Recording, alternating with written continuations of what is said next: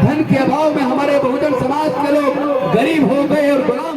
नुकसान पूरे समाज का हजारों साल तक हुआ, ये ज्ञान पर बंदिश की वजह। कोर्ट के अंदर जो जज है, हाई कोर्ट के अंदर जो जज है, जो देश के सीनियर डॉक्टर है, सीनियर इंजीनियर है, सीनियर साइंटिस्ट है, सीनियर प्रोफेसर है, सीनियर ब्यूरोक्रेट्स है, वो सरकारी स्कूल से पढ़े हैं या प्राइवेट से पढ़े हैं। तो सर्वे में निकल के आया 98 engineer, senior doctor, senior professor, ये सब सरकारी स्कूल से पढ़े हैं। इसका मतलब सरकारी स्कूल में पढ़ाई अच्छी थी। फिर क्या कारण है कि धीरे धीरे प्राइवेट स्कूल खुलते चले गए और सरकारी स्कूल बंद। इतनी ज्यादा फीस का खर्चा है कि दो बच्चों को अगर सरकारी स्कूल छोड़ के प्राइवेट में पढ़ाना पड़ जाए तो जितना हमारा पूरा परिवार कमा के लाता है, दो बच्चों की प्राइवेट स्कूल।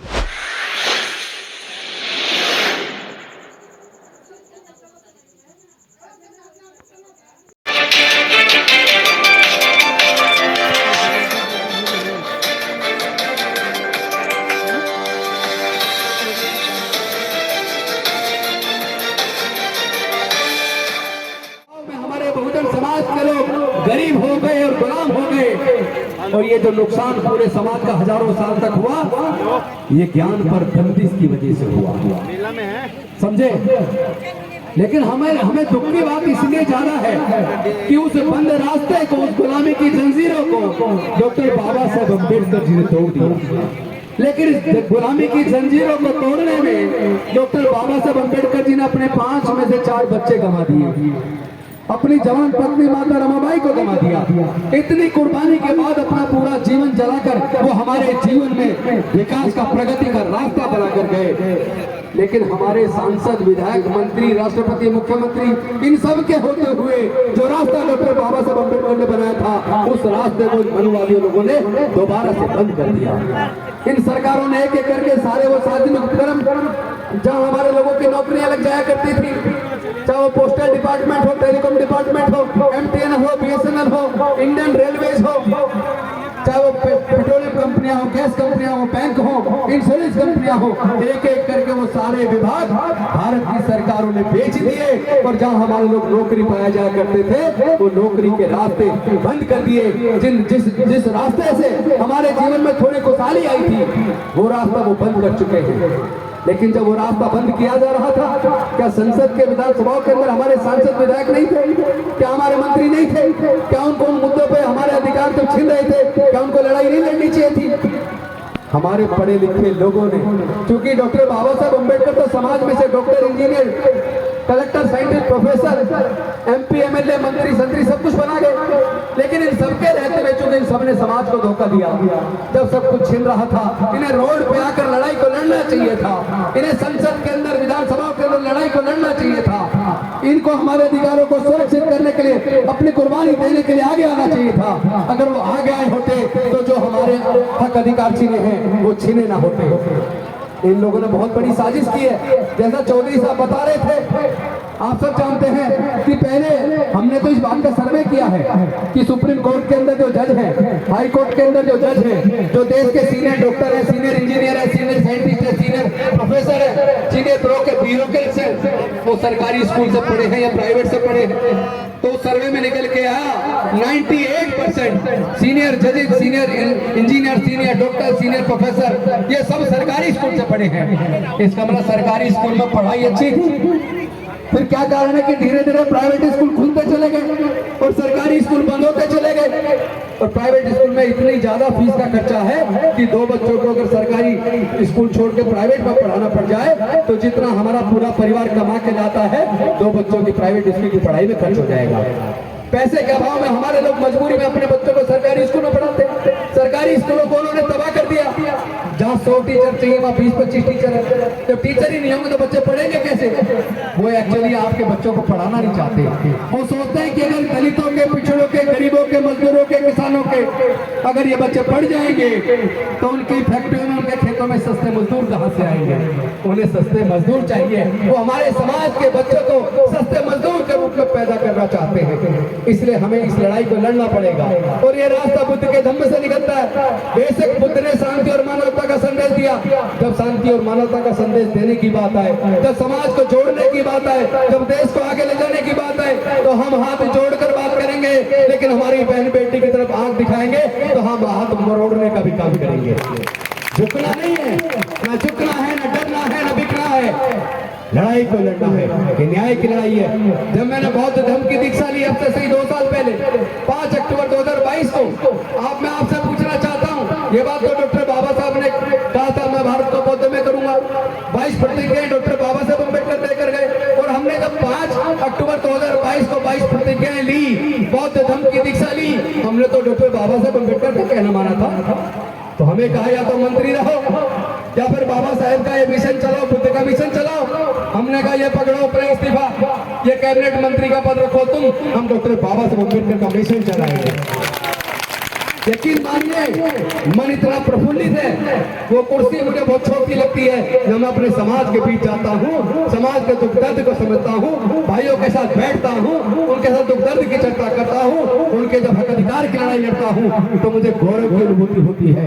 मुझे लगता है वो कुर्सियाँ बंदिश में बांधती है, वो गुलामी की तरफ ले जाती है। कुर्सी तो हो बशर्ते कि गुलामी वाली ना हो, समाज को कुछ देने वाली हो, समाज की लड़ाई को लड़ने वाली हो, तब सांसद विधायक मंत्री बनने का फायदा है। और अगर समाज को गुलाम बनाने वाली है तो ऐसी लाखों कुर्सियां डॉक्टर बाबा साहब अम्बेडकर के मिसाल के लिए कुर्बान है।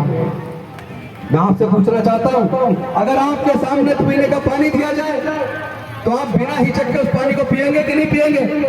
पिएंगे ना। लेकिन अगर आप ही के सामने उस पानी में नीचे से मिट्टी उठा के मिला दी जाए तो क्या हम गंदा पानी पिएंगे? नहीं पिएंगे ना।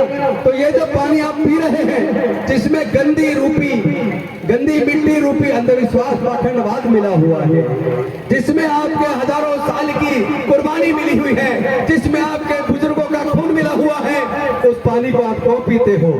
ऐसे अंधविश्वास पाखंडवाद वाली इस सामाजिक व्यवस्था वर्ण व्यवस्था को लात मार दो और अपने बुजुर्गों की सांस्कृतिक विरासत बुद्ध के धम्म में गर्वाप्ति करो। हम भारत को बौद्ध में बनाएंगे।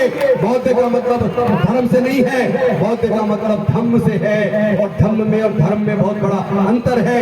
धर्म चलता है धर्म शास्त्र से, धर्म चलता है अंधविश्वास पाखंडवाद से, धर्म चलता है ऊंच नीच से, छुआछूत से, और धम्म चलता है वैज्ञानिक दृष्टिकोण से, समता स्वतंत्रता बंधुता और न्याय से धम्म चलता है। हम धम्म के रास्ते पे चलेंगे, सबको बराबर का अधिकार देंगे, बहन बेटी की इज्जत करेंगे, अपने भाइयों के साथ कंधे से कंधा मिलाकर समता स्वतंत्रता बंधुता और न्याय की लड़ाई को लड़ेंगे। हमें अब गुलामी दोबारा स्वीकार नहीं है।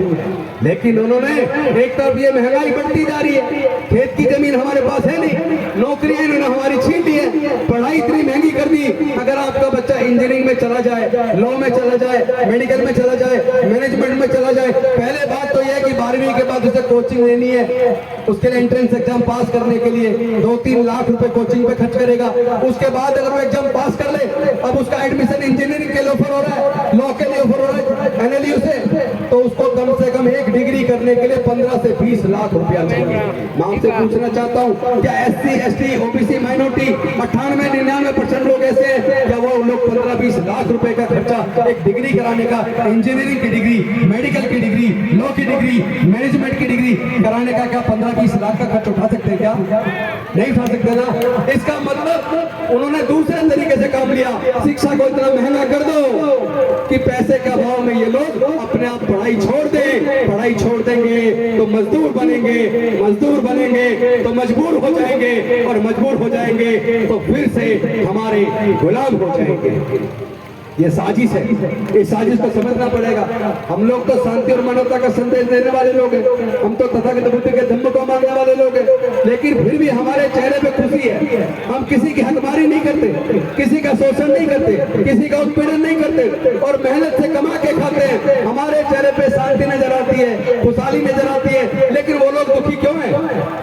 वो लोग दुखी क्यों है? क्यों परेशान है? क्यों बाबा साहब की मूर्ति तोड़ रहे हैं? क्या हमारी बहन बेटी की लूट रहे हैं? और हम विरोध करते तो हमारी बस्तियां जला रहे हैं, फिर भी वो लोग दुखी है। क्यों दुखी है? उन्हें दुख इस बात का है कि जो लोग हजारों साल से हमारे गुलाम थे, उनकी गुलामी के रास्ते तोड़कर इस डॉक्टर अम्बेडकर ने इनके पढ़ने के रास्ते खोलकर इनको हुक्मरान बनाने का रास्ता भी दिखा दिया, इनको जज engineer doctor collector scientist professor बनने का रास्ता बना दिया। इसलिए वो डॉक्टर बाबा साहब अम्बेडकर से चिढ़ते हैं, इसलिए बाबा साहब अम्बेडकर की मूर्ति को तोड़ते हैं। लेकिन मैं कहना चाहता हूँ, आप डॉक्टर बाबा साहब अम्बेडकर की मूर्ति तो तोड़ दोगे, बाबा बाबा साहब अम्बेडकर के विचार को कैसे मारोगे?